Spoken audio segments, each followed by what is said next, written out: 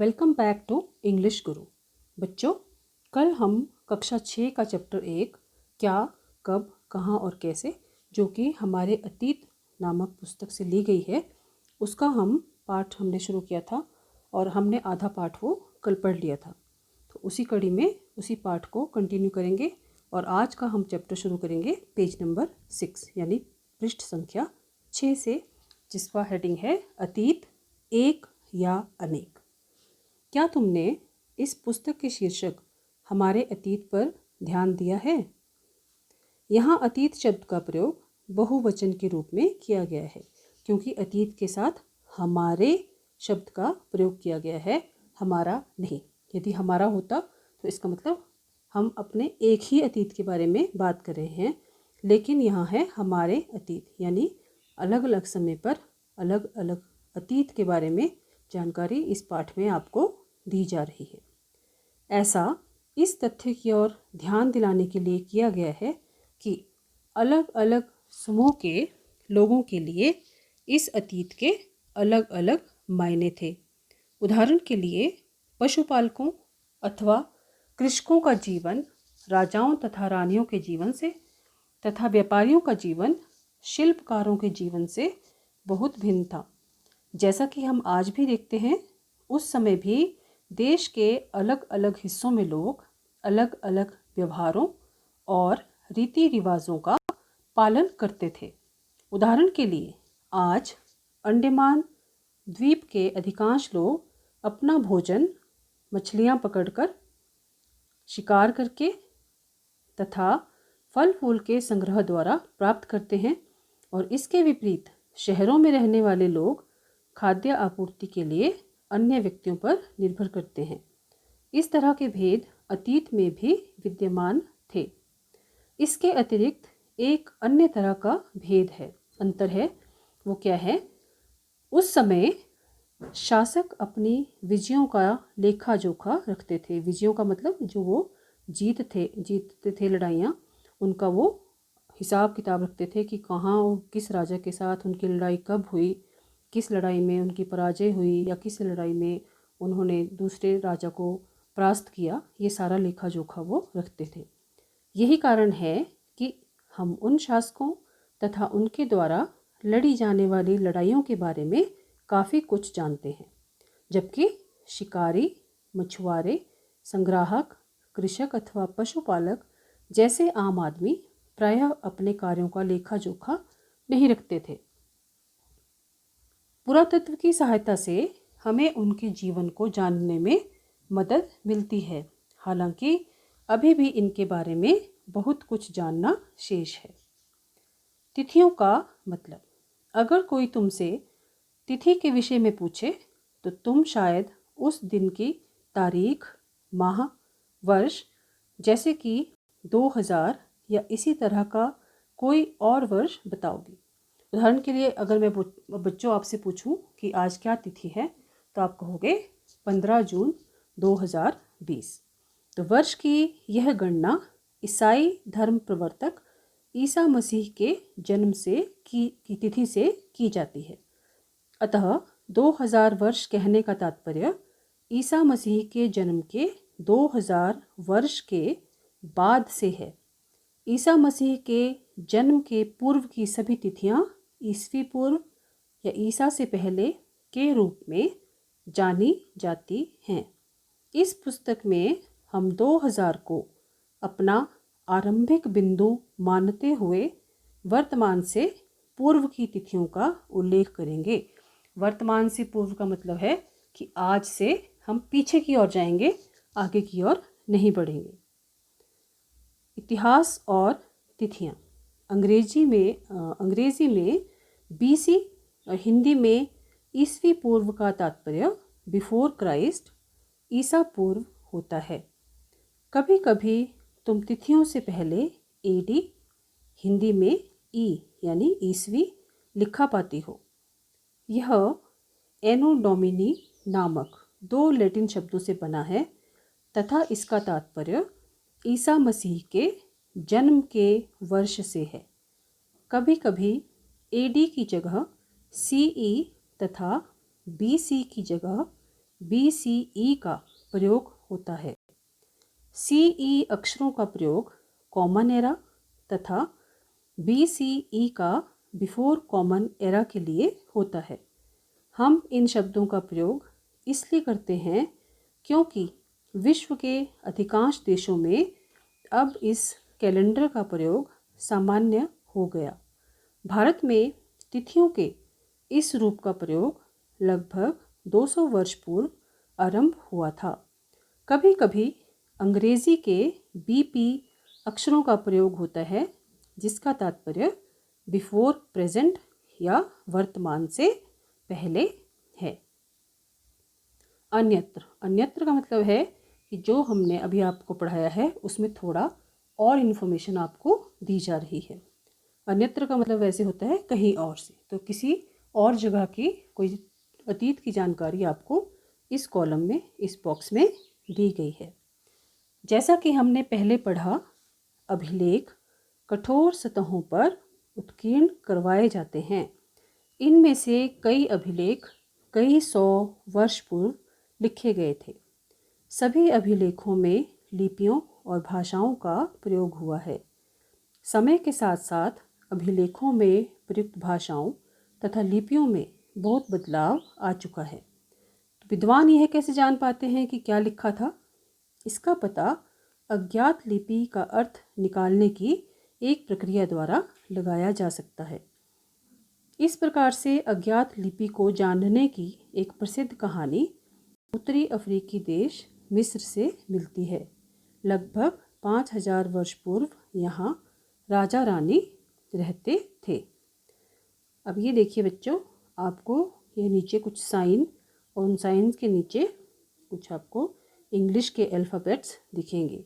तो इनका मतलब ये है कि P शब्द के लिए वो एक वर्ग का इस्तेमाल करते थे। शेर के लिए देखिए L का, M, और आप साथ में इसके साइन देख सकते हैं कि किस शब्द का प्रयोग किस चीज़ के लिए वो करते थे। अब चिड़िया के लिए उन्होंने ए शब्द को, ए लेटर को उन्होंने यूज़ किया है। तो इस तरह से आप इस लिपि के बारे में जानकारी हासिल कर सकते हैं। मिस्र के उत्तरी तट पर रोसेटा नाम का एक कस्बा है। यहाँ से एक ऐसा उत्कीर्णित पत्थर मिला है जिस पर एक ही लेख 3 भिन्न भिन्न भाषाओं तथा लिपियों, जिनमें से एक यूनानी भाषा है और 2 मिस्री लिपि के प्रकार हैं, में है। कुछ विद्वान यूनानी भाषा पढ़ सकते थे।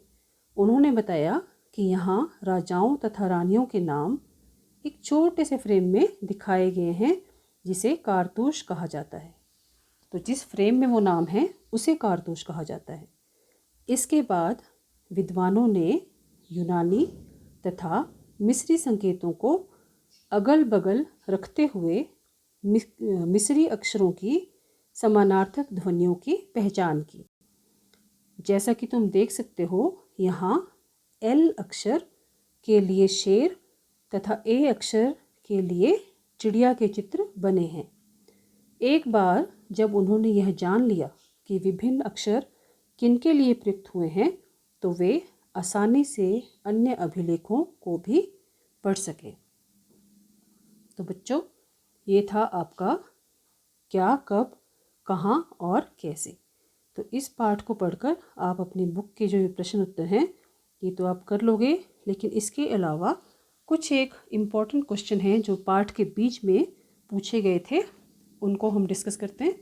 इसमें से पहला प्रश्न था, आज लोग यात्राएं क्यों करते हैं? तो इस प्रश्न के उत्तर में आप लिखेंगे, आज लोग निम्नलिखित कारणों से यात्राएं करते हैं। नंबर 1, अपने रिश्तेदारों, मित्रों आदि से मिलने के लिए। नंबर 2, काम के लिए। नंबर 3, व्यापार के लिए। और नंबर 4, पर्यटक स्थलों की सैर के लिए। अगला प्रश्न उन्होंने पूछा था, क्या तुम बता सकती हो कि कठोर सतह पर लेख लिखने के क्या लाभ थे? ऐसा करवाने में क्या क्या कठिनाइयाँ आती थी? इस प्रश्न के उत्तर में आप लिखेंगे, कठोर सतह पर लिखे लेखों को लंबे समय तक सुरक्षित रखा जा सकता था क्योंकि ये लेख आसानी से मिट नहीं पाते थे। हम अभिलेखों के माध्यम से अपने अतीत की जानकारियाँ प्राप्त करते हैं। कठोर सतह पर लिखना कठिन कार्य था जिसे लिखने में अधिक समय लगता होगा। फिर आपको याद होगा एक प्रश्न में उन्होंने पूछा था, क्या पुरातत्वविदों को बहुधा कपड़ों के अवशेष मिलते होंगे? तो उस प्रश्न के उत्तर में आप लिखेंगे,